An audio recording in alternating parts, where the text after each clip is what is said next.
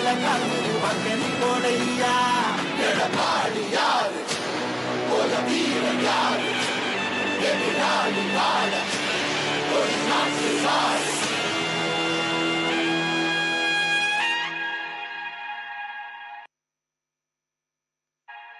ஒற்றை வீரலால் ஓங்கி அடிப்போம் இரட்டை இலக்கே வாக்கு அளிப்போம். ஒற்றை வீரலால் ஓங்கி அடிப்போம் இரட்டை இலக்கே வாக்கு அளிப்போம். அம்மா சொன்னாரே எங்க அம்மா சொன்னாரே எங்க மக்களே எங்க மக்களே அன்பா எல்லாமே செய்யும் தாயா வந்தோமே செய்யும் தாயா வந்தோமே. எங்க ஏழ வீட்டுல புத்த மன்னவ எங்க இபிஎஸ் வாராரே. மக்களின் கஷ்டத்தை வாழ்ந்தே பார்த்தவர் கை கொடுக்க வாராரே.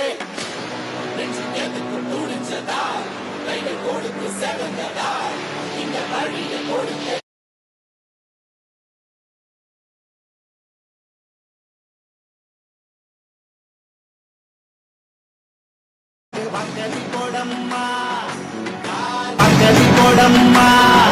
ராமநாதபுரம் ஒரு ஆன்மீகம் நிறைந்த பகுதி. ராமேஸ்வரம் ஒரு புனித ஸ்தலம். வட மாநிலத்தில் காசி எப்படி இருக்குதோ அதுபோல நம்ம ராமேஸ்வரம் ஒரு புனித ஸ்தலமாக விளங்கி கொண்டிருக்கின்றது.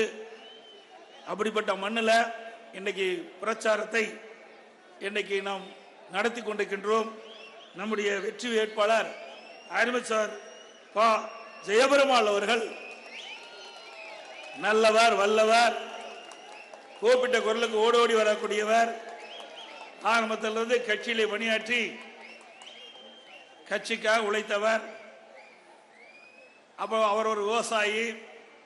அப்படி மக்களுடைய கஷ்ட நஷ்ட துன்பம் துயரம் அத்தனையும் உணர்ந்தவர். அப்படிப்பட்ட ஒரு திறமையான வேட்பாளரை இன்றைக்கு அனைத்து இந்திய அண்ணா திராவிட முன்னேற்ற கழக சார்பாக நிறுத்தப்பட்டிருக்கின்றது. அவருக்கு இரட்டை சின்னத்திலே வாக்களித்து வெற்றி பெற செய்யுங்கள்.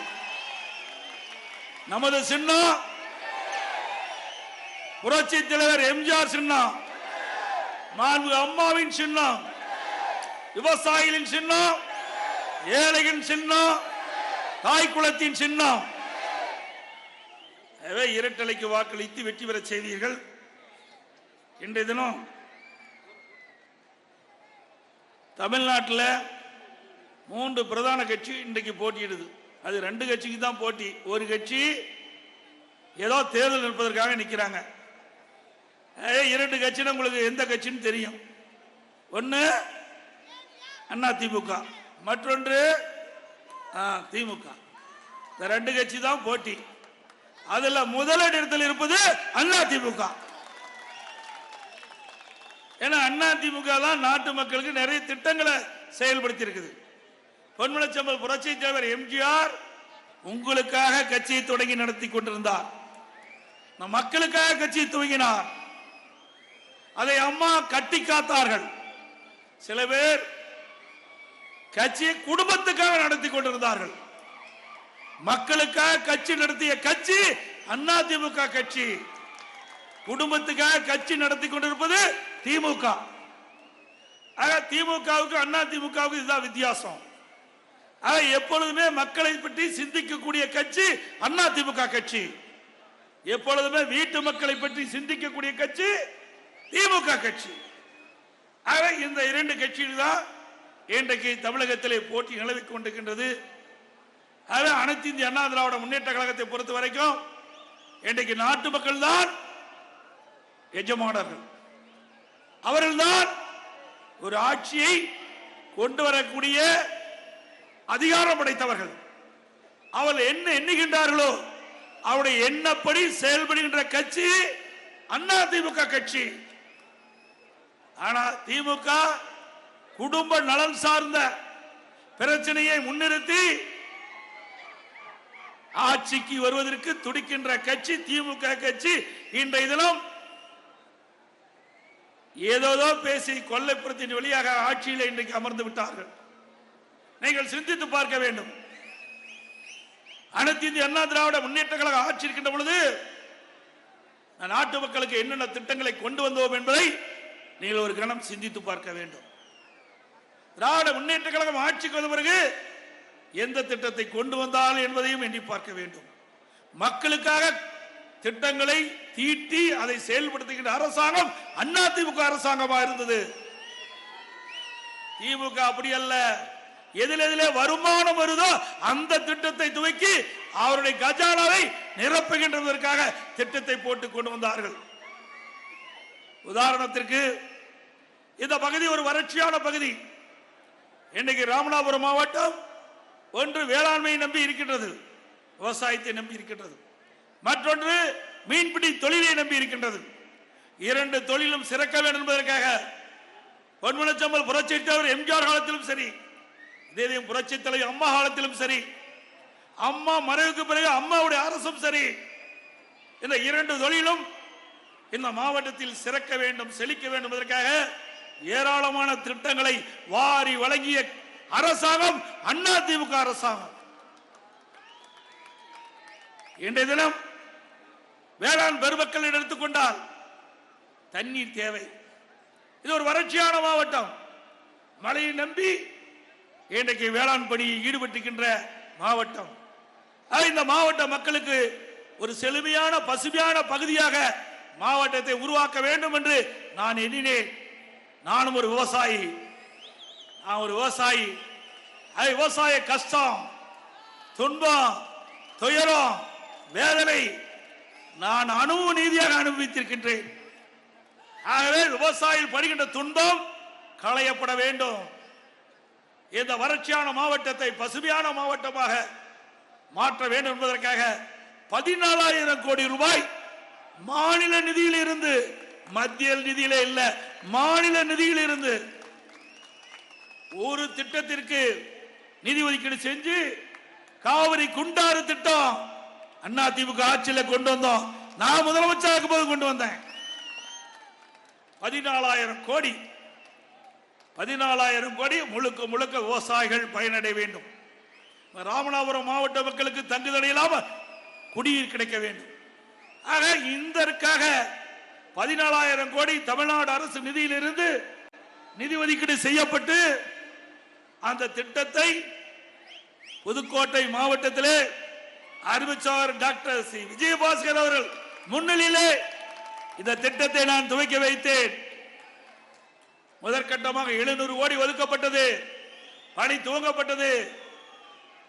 அங்கே பிரம்மாண்டமான கால்வாய் அமைக்கின்ற பணி, 6 அரட்டையும் தண்ணி, 6,000 கனஅடி தண்ணி அந்த கால்வாய் வழியாக நம்முடைய ராமநாதபுரம் மாவட்டம் வரை வருவதற்கு அந்த திட்டத்தை கொண்டு வந்த அரசாங்கம் அதிமுக அரசாங்கம். திரு ஸ்டாலின் அவர்களே, தமிழகத்தில் விவசாயிகளுக்காக இவ்வளவு கோடி நிதி ஒதுக்கிட்டது கிடையாது. அந்த நிதியை இந்த மாவட்ட மக்களுடைய நலன் கருதி, விவசாயிகளுடைய நலன் கருதி இந்த திட்டத்தை கொண்டு வந்த அரசாங்கம் அதிமுக அரசாங்கம், அதிமுக கட்சி. ஆனால் அந்த திட்டத்தையும் முடக்கி விட்டார்கள். அவர்களெல்லாம் உங்களை நோக்கி வாக்குகள் சேகரிக்க வருவார்கள். கேளுங்கள், இவ்வளவு பெரிய திட்டம், எங்கள் கனவில் கூட நினைத்து பார்க்காத திட்டம், காவிரி குண்டாறு திட்டம். அப்படிப்பட்ட திட்டத்தை எடப்பாடி பழனிசாமி அவர்கள் முதலமைச்சர் இருந்த காலகட்டத்தில், அவர் ஒரு விவசாயி இருந்த காலகட்டத்தில் கொண்டு வந்த திட்டத்தை ஏன் முடக்கிறீர்கள் என்று கேள்வி கேளுங்கள். இன்று வரை அதிமுக அரசாங்கம் இருந்திருந்தால் அந்த திட்டம் முழுமை பெற்றிருக்கும். இந்த பகுதியில் இருக்கின்ற மக்களுக்கு காவிரி தண்ணீர் கிடைத்திருக்கும். அதை தடுத்து நிறுத்தியது விடியா திமுக அரசு, திரு ஸ்டாலின் அரசு. சிந்தித்து பாருங்கள். இவர்களால் நன்மை செய்வார்கள். இவர்களுக்காக நீங்கள் வாக்களிக்க போறீர்கள். இங்கே வந்திருக்கிறீர்கள், யாரும் வாக்களிக்க மாட்டார்கள். வெளியிலே வீட்டிலே இருக்கிறார்களோ அங்கே போய் நீங்கள் சொல்லுங்கள், எடுத்து சொல்லுங்கள். அதிமுக வெற்றி பெற்று வந்தால்தான் இந்த திட்டம் தொடரும். இல்லாவிட்டால் இந்த திட்டத்தை முடக்கி விடுவார்கள். இன்றைக்கு முடக்கி விட்டார்கள். இந்த திட்டம் தொடர வேண்டும் என்று சொன்னால் நம்முடைய வெற்றி வேட்பாளர் திரு சகோதரர் செய்ய பெருமாள் அவர்கள் வெற்றி பெற வேண்டும். வேண்டுமென்றே திட்டமிட்டு விவசாயிகளை அலட்சியப்படுத்தி, ராமநாதபுரம் மாவட்ட மக்களை அலட்சியப்படுத்தி, இந்த மக்களுக்கு துரோகம் செய்கின்ற விதமாக இந்த அற்புதமான பெரிய திட்டத்தை இன்றைக்கு முடக்கி இருக்கிறீர்களே, இது நியாயமா? இதில் அரசியல் செய்யலாமா? அரசியல் காழ்ப்புணர்ச்சி இருக்கலாமா? ஒரு அரசாங்கம் மாறி வந்தா, நல்ல பல திட்டங்களாக இருந்தால், அது மக்களுக்கு நன்மை பயக்க திட்டமாக இருந்தால், அதை தொடர்ந்து செயல்படுத்தினால் அது ஒரு நல்ல அரசாங்கமா இருக்கும். அது ஒரு நல்ல முதலமைச்சராக பார்ப்பார்கள். ஆனால் வேண்டுமென்றே திட்டமிட்டு கடினப்பட்டு அனைத்து இந்திய அண்ணா திராவிட முன்னேற்ற கழக அரசு இருக்கின்ற பொழுது இந்த பிரம்மாண்டமான திட்டத்தை கொண்டு வந்த அதை தடுத்து நிறுத்துகிறீர்களே, அதற்கெல்லாம் இந்த தேர்தலில் நீங்கள் தகுந்த பதிலடி கொடுக்க வேண்டும். இந்த தேர்தல் ஒரு அருமையான சந்தர்ப்பம். இந்த திட்டத்தை நிறைவேற்றப்படாத இந்த அரசுக்கு ஒரு சரியான பாடத்தை இந்த தேர்தல் மூலமாக புகட்டுங்கள். இந்த பகுதியிலே இந்த திட்டம் நிறைவேறுகின்ற பொழுது இன்றைக்கு வைகிலே தண்ணி கரண்டி புரண்டு கரை புரண்டு ஓடும். ஏரி குளம் அத்தனை நிரப்பப்படும். நிலத்தடி நீர் உயரும். காவிரி குண்டாறு திட்டம் நிறைவேறுகின்ற பொழுது 2 லட்சம் ஏக்கர் நிலத்தடி நீர் உயர்ந்து வேளாண் பெருமக்களுக்கு தேவை நீர் கிடைக்கும், குடிப்பதற்கு தேவை நீர் கிடைக்கும். அப்படி அற்புதமான திட்டத்தை முடக்கிய அரசு திமுக அரசு. அது மட்டுமல்ல, வைகை இன்றைக்கு வைகை நதி, வைகை டேம் அனைத்து இந்திய அண்ணா திராவிட முன்னேற்ற கழக அரசு இருக்கின்ற பொழுது, இதே புரட்சி தலைவி அம்மா தமிழகத்துடைய முதலமைச்சர் இருக்கின்ற பொழுது உச்ச நீதிமன்றத்தின் மூலமாக நல்ல தீர்ப்பை பெற்றார்கள். 136 அடியிலிருந்து 142 அடி உயர்த்தப்படும் என்ற முதற்கட்டமாக ஒரு தீர்ப்பை பெற்றார்கள். அம்மாவுடைய தீர்ப்பின் அடிப்படையில் 5 மாவட்ட மக்களுக்கு இன்றைக்கு வைகை நதி இன்றைக்கு தண்ணீர் கொடுத்து கொண்டிருக்கிறது. இன்றைக்கு முல்லை பெரியார் அணை நீர்மட்டம் 136 அடியிலிருந்து 142 அடியாக உயர்த்துவதற்கு உச்ச நீதிமன்றத்திலே நாம் தீர்ப்பை பெற்றோம். அங்கே நீர் விழுந்தால்தான் இங்கே வைகை அணையில் நீர் உயரும்.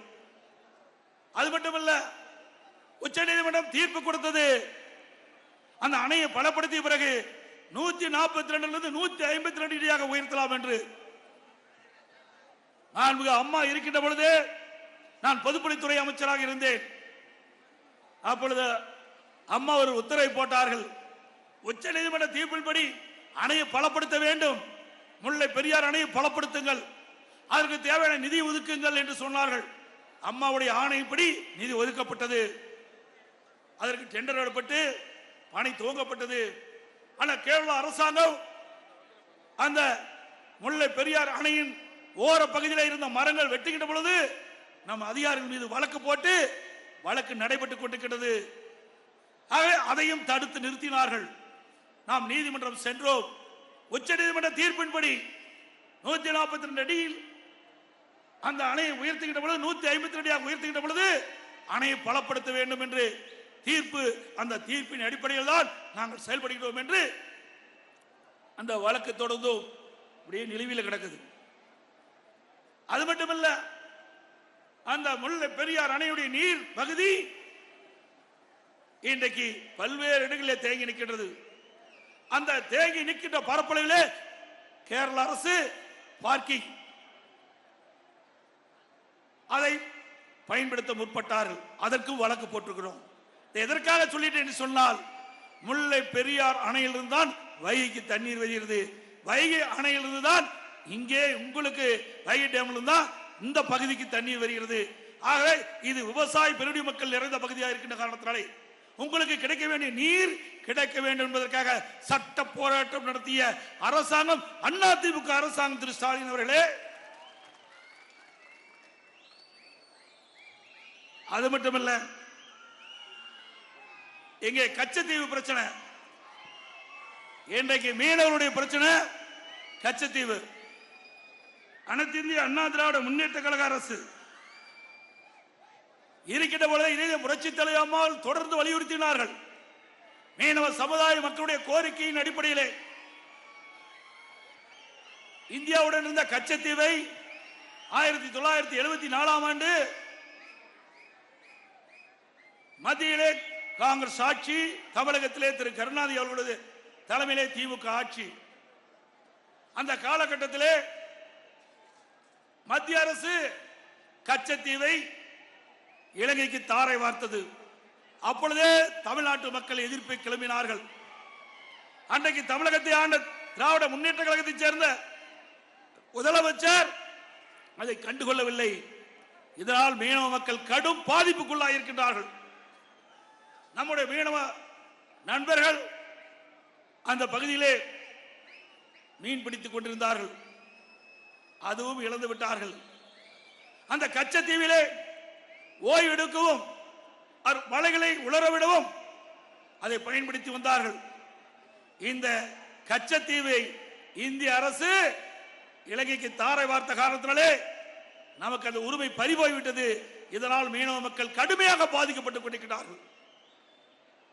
இன்றைக்கு நம்முடைய மீனவ நண்பர்கள் மீன் பிடிக்க செல்கின்ற பொழுது இலங்கை கடற்படைகள் அவ்வப்போது அவர்கள் கைது செய்யப்பட்டு சிறைப்பிடிப்பது தொடர்ந்து வாடிக்கையாக இருந்து கொண்டிருக்கிறது. அது மட்டுமல்ல, நம்முடைய மீனவர்களுடைய உடைமைகளை சேதப்படுத்துகிறார்கள், வலைகளை சேதப்படுத்துகிறார்கள். அவர்கள் பிடித்த மீனை கடலிலே கொட்டி அவர்களை நஷ்டத்துக்கு ஆளாக்கின்றார்கள். இந்த நிலையெல்லாம் மாற வேண்டும் என்று சொன்னால் மீண்டும் கச்சத்தீவை இந்தியாவுடன் இணைக்கப்பட வேண்டும். அப்படி இணைத்தால்தான் நம்முடைய மீனவ மக்களுடைய துன்பங்கள் அகலும். அதற்காக இதே புரட்சி தலைவி அம்மா அவர்கள் 2008 அம்மாவை முன்வந்து உச்ச நீதிமன்றத்திலே வழக்கு தொடர்ந்தார்கள். இந்த கச்சத்தீவு இந்திய பாராளுமன்றத்தினுடைய அனுமதி பெறாமல் கச்சத்தீவை இலங்கைக்கு தாரை வார்த்தது தவறு என்று அதை மத்திய அரசு திரும்பப்பட வேண்டும் என்று உச்ச நீதிமன்றத்திலே 2008 வழக்கு தொடர்ந்தவர் நம்முடைய இதயம் புரட்சி தலைவி அம்மா திரு ஸ்டாலின் அவர்களே. அது மட்டுமல்ல, 2011 வருவாய் ஆவணங்களில் கச்சத்தீவின் நிலப்பகுதி ராமநாதபுரம் சமஸ்தானத்தில் இருப்பதால் வருவாய்த்துறையும் அந்த வழக்கில் சேர்த்துக் கொள்ளப்பட்டது. அதற்கு பிறகு 2014 பாரதிய ஜனதா கட்சியுடைய அரசு மத்தியிலே அமைந்தது. அப்பொழுது இதே புரட்சி தலைவி அம்மா அவர்கள் கச்சத்தீவை இந்தியாவுடன் இணைக்கப்பட வேண்டும், அது மீனவருடைய பிரச்சனையாக இருந்து கொண்டிருக்கின்றது, மீனவருடைய நலன் கருதி இந்த கச்சத்தீவை இந்தியாவுடன் இணைப்பதற்கு நீங்கள் நடவடிக்கை மேற்கொள்ள வேண்டும் என்று கடிதம் எழுதினார்கள் பாரத பிரதமர் திரு மோடி அவர்களுக்கு. பிறகு இதே புரட்சி தலைவி அம்மா அவர்கள் நேரடியாக பாரத பிரதமர் திரு மோடி அவர்களை சந்தித்து மீனவருடைய கோரிக்கையை நேரடியாக பேசினார்கள். அவர்கள் 10 ஆண்டு காலம் கிடைப்பிலே போட்டு விட்டார்கள். 10 ஆண்டு காலம் கழித்து இப்பொழுது தேர்தல் வந்துவிட்டது. மீனவருடைய வாக்கு அவர்களுக்கு தேவை. அதற்காக பாரதிய ஜனதா கட்சி சேர்ந்தவர்கள் இன்றைய தினம் கச்சத்தீவை ஒரு பிரச்சனையாக எடுத்துக்கொண்டு பேசிக் கொண்டிருக்கின்றார்கள். இந்த கச்சத்தீவை பொறுத்தவரைக்கும் அதை மீட்பதற்கு அனைத்து இந்திய அண்ணா திராவிட முன்னேற்ற கழகத்திற்கு தான் தகுதி இருக்கின்றது என்பதை நேரத்தில் தெரிவிக்க விரும்புகிறேன். ஆரம்பத்திலிருந்து இன்று வரை இந்த கச்சத்தீவை மீட்பதற்கு இந்தியாவுடன் இணைப்பதற்கு தொடர்ந்து போராடி வருகின்ற ஒரே கட்சி அனைத்து இந்திய அண்ணா திராவிட முன்னேற்ற கழக கட்சி. திரு ஸ்டாலின் அவர்களே, திமுகவும் இல்ல காங்கிரசும் இல்ல, ரெண்டும் கச்சத்தீவை இலங்கைக்கு தாரை வார்த்த கொடுத்த கட்சி காங்கிரசும் திமுகவும். இன்றைக்கு 10 ஆண்டு காலம் மீனவர்கள் படுகின்ற துன்பத்தை கண்டு காணாமல் இருந்த கட்சி பாரதிய ஜனதா கட்சி. ஆக அனைத்து இந்திய அண்ணா திராவிட முன்னேற்ற கழகம் ஒன்றுதான் தொடர்ந்து மீனவர்களுடைய கஷ்டங்களை, துன்பங்களை, துயரங்களை, வேதனைகளை, அவள் படுகின்ற இன்னல்களை ஒவ்வொரு முறையும் மத்தியிலே ஆளுகின்ற அரசுக்கு இன்றைக்கு உணர்த்தி இந்த மீனவர்களுக்கு விடிவு காலம் பிறக்க வேண்டும் என்று கோரிக்கை வைக்கின்ற ஒரே கட்சி அதிமுக கட்சி. இப்பொழுது அந்த பிரச்சனையை பாரதிய ஜனதா எடுத்திருக்கின்றது. இனியாவது உச்ச நீதிமன்றத்திலே அனைத்து இந்திய அண்ணா திராவிட முன்னேற்ற கழகம் போட்ட வழக்குக்கு பதில் அபிடவிட் போடுங்க. அந்த பதில் அபிடவிட்ல இலங்கைக்கு ஒப்பந்தம் போட்ட கச்சத்தீவை மீண்டும் மறுபரிசீலனை செய்வோம் என்று, ஒப்பந்தத்தை மீண்டும் மறுபரிசீலனை செய்வோம் என்று பதில் மனு போடுங்க. இப்போது போடுங்க. அந்த மீனவர்களை இப்போது காப்பாத்துங்க. ஆக அனைத்து இந்திய அண்ணா திராவிட முன்னேற்ற கழகத்தை பொறுத்த வரைக்கும் மீனவர்களுக்காக தொடர்ந்து குரல் கொடுக்கின்ற கட்சி அதிமுக கட்சி, அதிமுக அரசாங்கம். அது மட்டுமல்ல, ஒவ்வொரு முறையும் அம்மா இருக்கின்ற பொழுதும் சரி, அம்மா மறைக்கு பிறகும் சரி, நான் முதலமைச்சர் இருந்த காலத்திலும் சரி, அந்த மீனவர்களை, நம்முடைய ராமேஸ்வரம் மீனவர்கள் இன்றைக்கு அடிக்கடி இலங்கை கடற்படையால் கைது செய்யப்பட்டு துன்புறுத்தப்படுகிறார்கள். அப்பொழுதெல்லாம் மத்திய அரசுக்கு உடனுக்குடன் தெரிவித்து கைது செய்யப்பட்டவர்களை விடுதலை செய்வதற்காக தொடர்ந்து வலியுறுத்தி விடுதலை செய்ய வைச்ச கட்சி அதிமுக கட்சி, அதிமுக அரசாங்கம். மீனவருடைய படகுகள் இன்றைக்கு இலங்கை கடற்படையால் பறிமுதல் செய்யப்பட்டது. அந்த படகுகள் எல்லாம் சேதமடைந்திருந்தன. அதை சீர் செய்வதற்கு நிதியுதவி அளித்த அரசாங்கம் அதிமுக அரசாங்கம், திரு ஸ்டாலின் அவர்களே. அதே போல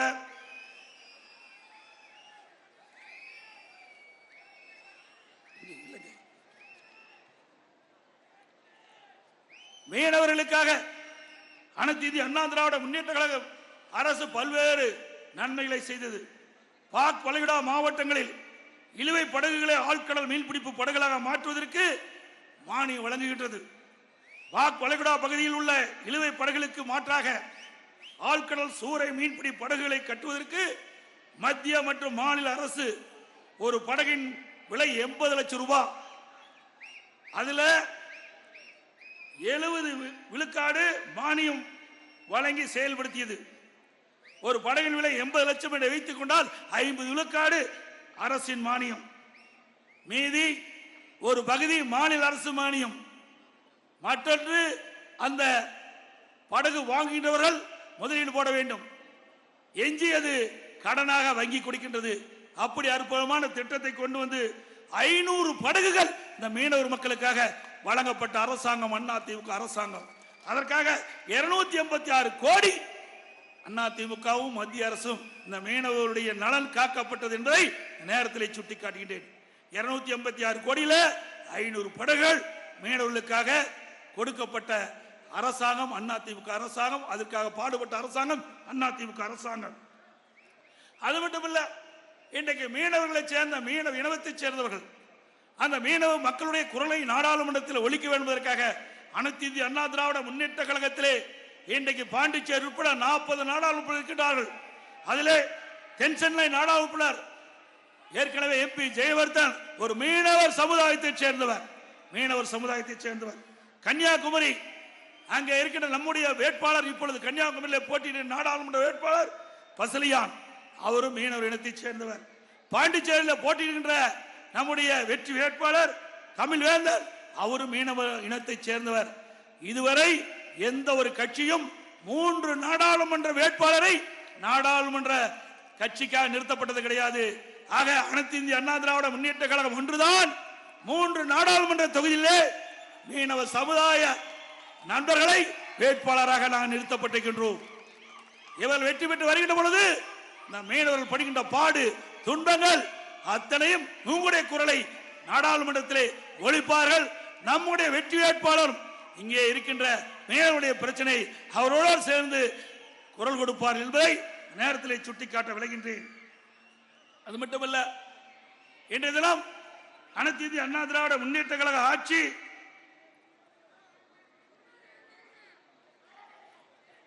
இன்றைக்கு ஏழைகளுக்காக தொடங்கப்பட்ட ஆட்சி. அனைத்து இந்திய அண்ணா திராவிட முன்னேற்ற கழகத்தில் விவசாய தொழிலாளி மீனவர்கள் மீன்பிடி தொழில் ஈடுபட்டுள்ளவர்களுக்கு வீடுகள் கட்டி கொடுத்தோம், பசுமை வீடுகளை கொடுத்தோம், அதையும் நிறுத்தப்பட்டு விட்டார்கள். இந்த விடியா திமுக அரசு அது நிறுத்தப்பட்டு விட்டது. பாரத பிரதமர் வீடு கட்டு திட்டம் அதுவும் இன்னைக்கு நிறுத்துகின்ற சூழ்நிலைக்கு தள்ளப்பட்டு விட்டது. ஏழைகளுக்கு இன்றைக்கு வீடு கட்டுகின்ற சூழ்நிலை இன்றைக்கு இந்த ஆட்சியில் கைவிடப்பட்டது. அனைத்து இந்திய அண்ணா திராவிட முன்னேற்ற கழக வெற்றி வேட்பாளர் வெற்றி பெற்று வருகின்ற பொழுது 2026 உங்களுடைய மிகப்பெரிய ஆதரவோடு அண்ணா திமுக ஆட்சி மலரும். அந்த விவசாய தொழிலாளி ஏழைகளுக்கு பசு வீடுகள் கட்டித்தரப்படும். பிரதமர் வீடு கட்டி திட்டத்தின் மூலமாக நாடாளுமன்றத்தில் குரல் கொடுத்து மீண்டும் அந்த திட்டம் துவங்குவதற்கான நடவடிக்கை அதிமுக எடுக்கும்.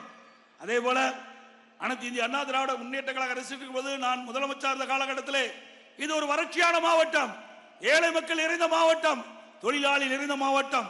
இந்த மாவட்டத்தினுடைய கோரிக்கை, எங்களுடைய சட்டமன்ற உறுப்பினருடைய கோரிக்கை, நான் முதலமைச்சர் இருந்த காலகட்டத்தில் இந்த மாவட்டத்திற்கு மருத்துவக் கல்லூரி மருத்துவமனை கொடுத்தேன். மருத்துவக் கல்லூரி மருத்துவமனை கொடுத்தேன். பிரமாண்டமான மருத்துவக் கல்லூரி, பிரமாண்டமான மருத்துவமனை. இன்னைக்கு அப்போலோவில் என்ன அறுவை சிகிச்சை செய்கிறார்களோ அதே அறுவை சிகிச்சை ராமநாதபுரத்தில் இருக்கின்ற மருத்துவக் கல்லூரி மருத்துவமனையில் இன்றைக்கு செயல்படுத்துறாங்க. இப்படி ஏழை மக்கள் நிறைந்த பகுதியிலே அனைத்து இந்திய அண்ணா திராவிட முன்னேற்ற கழக அரசு நான் முதலமைச்சர் இருந்த காலத்தில் 400 கோடியில இந்த திட்டத்தை கொண்டு வந்து நிறைவேற்றி உங்களுக்காக, ஏழைகளுக்காக, இந்த விவசாயிகளுக்காக நல்ல அற்புதமான மருத்துவமனை கொடுத்த அரசாங்கம் அதிமுக அரசாங்கம். இப்படி ஒரு திட்டமாவது திமுக ஆட்சியில் கொண்டு வந்திருக்காங்களா? ஒரே ஆண்டில் 11 அரசு மருத்துவக் கல்லூரி மருத்துவமனை கொண்டு வந்து வரலாற்று சாதனையை படைத்தோம் நாங்கள். ஆட்சி பொறுப்பேற்று 3 ஆண்டு காலம் ஆகிறது. 3 ஆண்டு காலத்தில் ஒரு மருத்துவக் கல்லூரி மருத்துவமனை கொண்டு வந்திருக்கீங்களா? இல்ல. நீங்க வெற்றி பெற்று என்ன செய்ய போறீங்க நாட்டு மக்களுக்கு? ஆகவேதான் அனைத்து இந்திய அண்ணா திராவிட முன்னேற்ற கழகம் வெற்றி பெற்றால் தான் மக்கள் என்னப்படி செயல்படுத்த முடியும், மக்களுக்கு தேவையான திட்டங்கள் கிடைக்கும். அதனால மக்கள் நன்மை பெறுவார்கள். அது மட்டுமல்ல, இந்த மாவட்ட மக்களுடைய கோரிக்கை, அப்பொழுது இருந்த எங்களுடைய அனைத்து இந்திய அண்ணா திராவிட முன்னேற்ற கழக சட்டமன்ற உறுப்பினர்கள் முன்னோடிகள்லாம் இங்கே ஒரு சட்டக்கல்லூரி வேண்டும் என்று கேட்டார்கள். இந்த ராமநாதபுரம் மாவட்டத்திற்கு ஏழை எளிய மக்கள் வசிக்கின்ற பகுதி, இந்த மாணவ மாணவிகள் குறைந்த கட்டணத்திலே சட்டம் பயில சட்டக்கல்லூரியும் நான் தான் கொண்டு வந்தேன். மருத்துவக் கல்லூரி மருத்துவக் கல்லூரி மருத்துவமனையும் நாங்கள் தான் கொண்டாந்தோம், சட்டக்கல்லூரியும் நாங்கள் தான் கொண்டாந்தோம். அதனால ஏழை எளிய அடித்தட்டிலே வாழ்கிறவர்கள் குறைந்த கட்டணத்திலே சட்டம் பயிலலாம். இந்த கட்சியில திராவிட முன்னேற்ற கழகம் ஆட்சிக்கு வந்து 3 ஆண்டு காலம் ஆகிறது. ராமநாதபுரம் மாவட்டத்திற்கு ஒரு பெரிய திட்டமாவது கொண்டு வந்திருக்காங்களா? எதை வைத்து உங்களை சந்தித்து வாக்கு சேகரிக்க போறாங்க? சிந்திச்சு பாருங்க. நான் தேர்தல் நேரத்திலே எங்களுக்கு வாக்களிப்பதற்காக உங்களை நான் கேட்கவில்லை. நீங்கள் தராசிலே இடம் போட்டு பாருங்கள். அனைத்து இந்திய அண்ணா திராவிட முன்னேற்ற கழக ஆட்சியிலே இந்த ராமநாதபுரம் மாவட்ட மக்களுக்கு என்னென்ன திட்டங்களை நாங்கள் கொண்டு வந்தோம், திராவிட முன்னேற்ற கழகம் ஆட்சிக்கு வந்த பிறகு என்னென்ன திட்டங்களை கொண்டு வந்தோம் என்பதை தராசிலே எடை போட்டு உங்களுக்கு எது சரி என்று தோன்றுகிறதோ அதற்கு தீர்ப்பளியுங்கள். திரு ஸ்டாலினை போல எல்லா தேர்தல் பிரச்சார கூட்டத்திலையும் அண்ணா திமுக விமர்சிப்பார், என்னை விமர்சிப்பார், கொண்டு வந்த திட்டத்தை பேச மாட்டார். கொண்டு வந்ததான பேசுறதுக்கு ஒண்ணுமே இல்லையா? அவருடைய ஆட்சியில கொள்ளையடித்து தானே மிச்சம். 3 ஆண்டு காலம் என்ன செஞ்சாங்க? ஒரு நிதியமைச்சர் சொன்னார், எல்லா ஆடியோலையும் நீங்க பார்த்திருப்பீங்க, எல்லாருக்கும் தெரியும், தெரிஞ்ச விஷயத்தை நான் சொல்றேன். திரு சபரீஸ்வரன், திரு ஸ்டாலினுடைய மருமகன், உதயநிதி ஸ்டாலின் திரு ஸ்டாலினுடைய மகன்.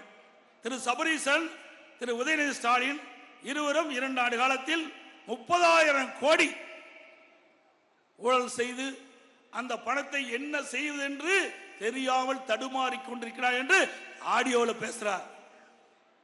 யாரு? திமுக அமைச்சரவையில் இருக்கின்ற ஒரு நிதி அமைச்சர் பேசுறார். சாதாரண ஆள் பேசலைங்க, எதிர்க்கட்சி சேர்ந்தவர் பேசல. திமுக அமைச்சரவையில் அங்கம் வைக்கின்ற ஒரு நபரே, அது படித்தவர், விவரம் தெரிந்தவர், அவரே இப்படிப்பட்ட கருத்தை சொல்லுகின்ற பொழுது மக்கள் சிந்திக்கிறாங்க. அதான் பெரிய சந்தேகம் ஏற்படுது. அண்மையில் ஸ்பெயின் நாட்டிற்கு சென்றார், துபாய் நாட்டுக்கு சென்றார், தொழில் முதலீட்டு ஈர்ப்பதற்கு என்று சொன்னார். தொழில் முதலீட்டு ஈர்க்கல்ல, ஏற்கனவே 30,000 கோடி உருண்டு விரண்டு கொண்டிருக்கின்றது, தடுமாறி கொண்டிருக்கிறது 30,000 கோடி, அதை முதலீடு செய்ய போயிருக்கிறார் என்று மக்கள் சந்தேகப்படுகிறார்கள். ஏன்னா ஸ்பெயின் நாட்டிற்கு 2 மாசத்துக்கு முந்தி போனார், அங்க போய் தொழில் முதலீட்டு ஈர்ப்புன்னு சொல்லிட்டு போனார். அந்த நாடு இன்னைக்கு பொருளாதாரத்தில் நசுங்கி இருக்கின்ற போது எங்க தொழில் முதலீட்டு அங்க ஈர்க்க முடியும்? அங்க போய் தமிழ்நாட்டை சேர்ந்த தொழில் அதிபர்களை அங்க வரவழைச்சு அங்க ஸ்பெயின்ல புரிந்துணர்வு ஒப்பந்தம் போடுறார். ஏன் தமிழ்நாட்டில் இருக்கிற தொழில் அதிபர்களை சென்னைக்கு அழைச்சி புரிந்துணர்வு ஒப்பந்தம் போட்டுக்கலாம்ல? இல்ல. இதுலதான் சந்தேகம் ஏற்படுகிறது. நிதியமைச்சர் சொன்னவாறு அந்த 30,000 கோடி எங்கெங்கெல்லாம் போகுது என்று மக்களுக்கு சந்தேகம் ஏற்படுகிறது. திரு ஸ்டாலின் அவர்களே, விளக்க வேண்டிய கடமை உங்களது. அனைத்து இந்திய அண்ணா திராவிட முன்னேற்ற கழக அரசு 2026 அமையும். இதற்கு பதில் சொல்லி ஆக வேண்டும் திமுக அரசாங்கம். அதே போல ராமேஸ்வரத்தில் நம்முடைய மறைந்த ஜனாதிபதி அப்துல் கலாம் அவருடைய பேர்ல அரசு மற்றும் அறிவியல் கல்லூரி நான் முதலமைச்சர் இருக்கும் போது அறிவித்தேன். இன்னைக்கு ஸ்டாலின் பேசுறாரு, சிறுபான்மை மக்களுக்கு பாதுகாவலர் இருப்புன்னு பேசுறாரு. இன்னைக்கு நம்முடைய நாட்டுடைய ஜனாதிபதி தேர்தல் வந்தது. அப்பொழுது இதே புரட்சி தலைவி அம்மா அவர்கள் மரியாதைக்குரிய அப்துல் கலாம் அவர்களை ஜனாதிபதி வேட்பாளர் ஆதரித்தார்கள். அப்பொழுது திராவிட முன்னேற்ற கழகம் அவரை எதிர்த்து போட்டியிட ஆதரித்தார். அப்பொழுது தேர்தல் வந்தது. அப்பொழுது இதே புரட்சி தலைவி அம்மாவுடைய ஆணைப்படி அனைத்து இந்திய அண்ணா திராவிட முன்னேற்ற கழக சட்டமன்ற உறுப்பினர், நாடாளுமன்ற உறுப்பினர் மரியாதைக்குரிய மறைந்த அப்துல் கலாம் அவர்களுக்கு வாக்களித்து இந்திய நாட்டுடைய ஜனாதிபதி ஆக்கினாங்க. நீங்களா சிறுபான்மை மக்களை ஆதரிக்கக்கூடியவர்கள் சந்தர்ப்பவாதிகள். திராவிட முன்னேற்ற கழகத்தை சேர்ந்தவர்கள் சந்தர்ப்பவாதிகள்.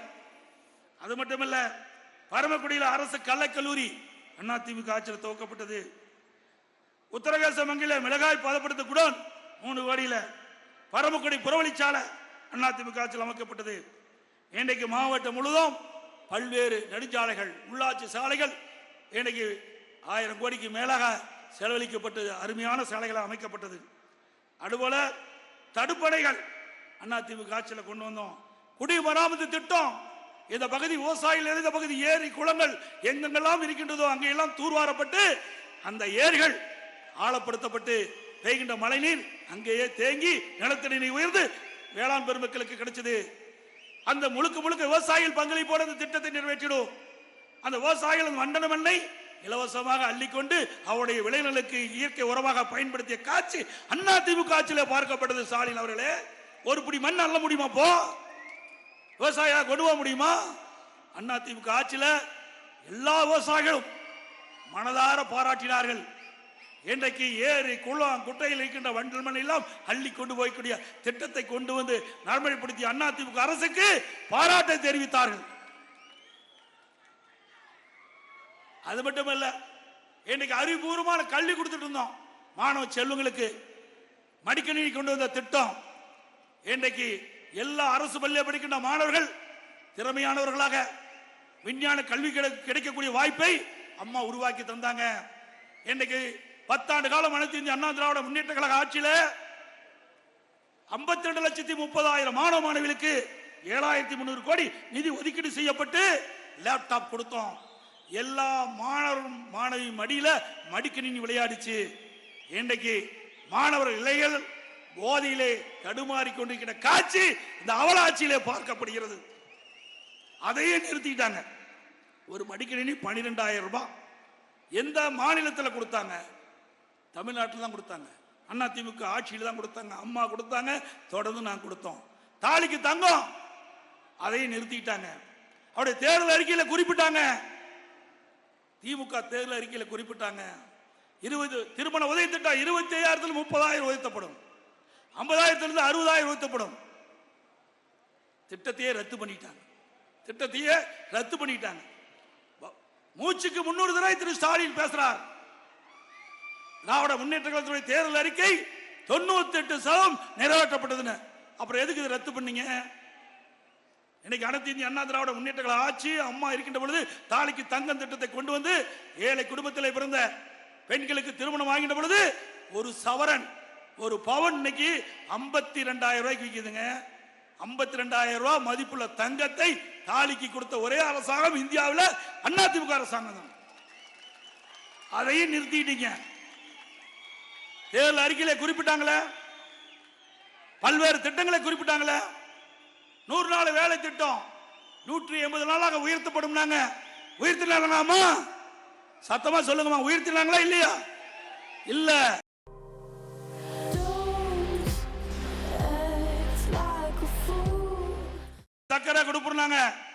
1 கிலோ போட்டது 2 கிலோ ஆக்குனாங்களா? கேஸ் சிலிண்டர் மாதந்தோறும் 100 ரூபாய் மானியம் கொடுத்தாங்களா? நம்முடைய இளைஞர்கள் வங்கியில கல்வி கடன் வாங்கினாங்க, அந்த கல்வி கடன் ரத்து பண்ணுனாங்களா? இல்ல, எதுவுமே செய்யல. ஆனா திரு ஸ்டாலின் எல்லா இடத்திலையும் பேசுவது. 2021 சட்டமன்ற பொதுத் தேர்தலின் போது திராவிட முன்னேற்ற கழகத்தின் சார்பாக 520 அறிவிப்புகள் வெளியிட்டோம். அதில் 98 அறிவிப்புகள் 98% நிறைவேற்றப்பட்டது என்ற ஒரு பச்சை பை சொல்லுகின்ற முதலமைச்சர் திரு ஸ்டாலின். எண்ணி பாருங்க, கவர்ச்சிகரமா பேசி மக்களை ஏமாற்றி வாக்குகளை பெற்று ஆட்சிக்கு வந்த கட்சி திமுக கட்சி. இங்கே விவசாய பெருடி மக்கள் நிறைந்த பகுதி. விவசாய பெருடி மக்கள் தொடக்க வேளாண்மை கூட்டு வங்கியிலே பயிர்க்கடன் பெற்றாங்க. விவசாயிகள் வறட்சியால் பாதிக்கப்பட்டாங்க. அம்மா சிந்தித்து பார்த்தாங்க.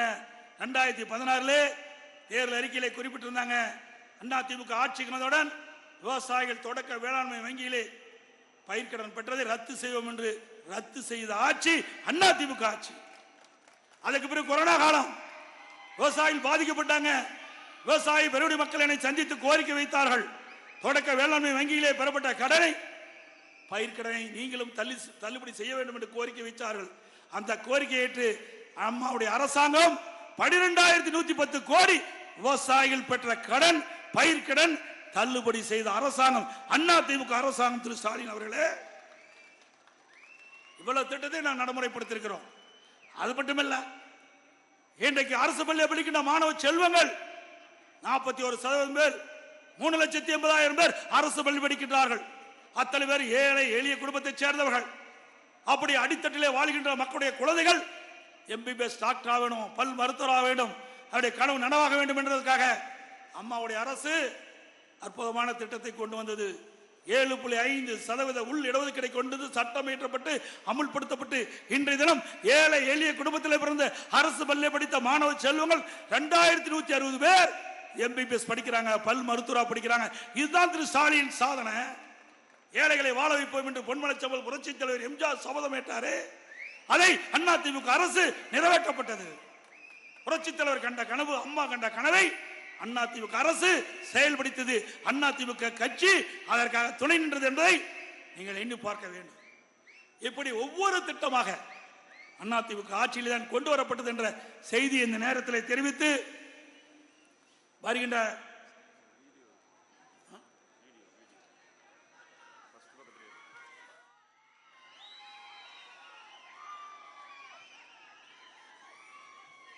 திரு ஸ்டாலின்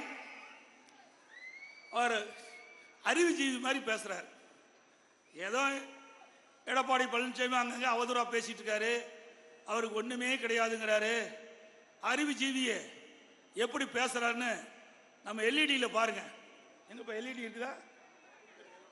எங்க இல்லையா? எல்இடியில பாருங்க. தம்பி சத்தம் போடாது, சத்தம் போடாது.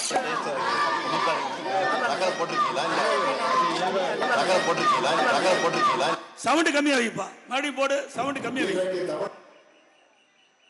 சவுண்ட்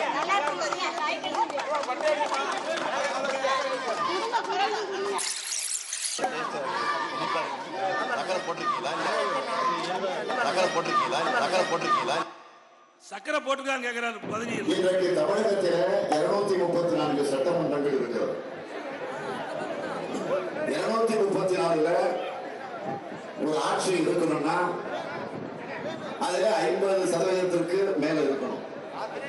117 118 இருக்கணும். ஆகவே இன்றைக்கு திராவிட முன்னேற்ற கழகம்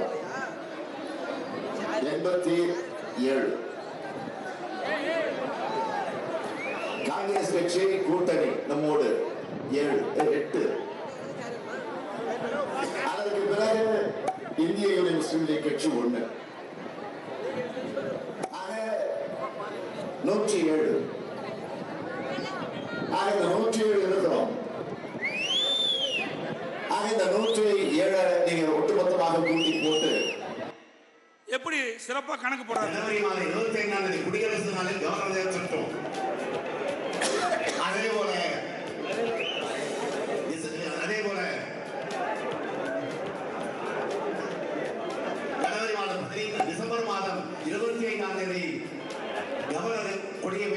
நாங்கள் மறுக்கிறேன். ஆனால் ஜனவரி மாதம் 15ஆம் தேதி சுதந்திர நாள் வருகிற போது, ஆகஸ்ட் 15ஆம் தேதி சுதந்திர நாள் வருகிற போது எப்படியெல்லாம் பேசுறாரு பாருங்க. தப்பு தப்பா பேசிவிட்டு நம்ம பற்றி குறை சொல்றார். ஸ்டாலின் அவர்களே, உங்களை விட எங்களுக்கு சற்று அறிவு அதிகம் என்பதை இந்த வீடியோ மூலமா மக்கள் தெரிஞ்சிட்டா சரி. ஆகவே நடைபெறுகின்ற நாடாளுமன்ற தேர்தலில் நம்முடைய வெற்றி வேட்பாளர் அறிவிச்சார் திரு ஜெய பெருமாள் அவர்களுக்கு இரட்டை சின்னத்திலே வாக்களித்து வெற்றி பெற செய்ய வேண்டும். தமிழர் உரிமை மீட்போம், தமிழ்நாடு காப்போம். தமிழர் உரிமை மீட்போம், தமிழ்நாடு காப்போம். நான் சொல்றதை அப்படி திருப்பி உறக்க சொல்லுங்க.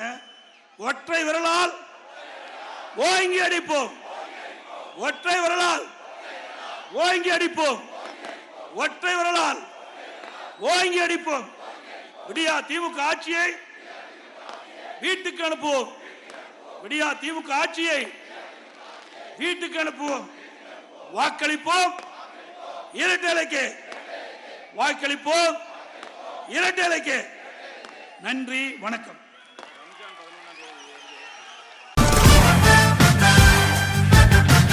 உங்களில் ஒருவனான எடப்பாடி பழனிசாமி பேசுகிறேன்.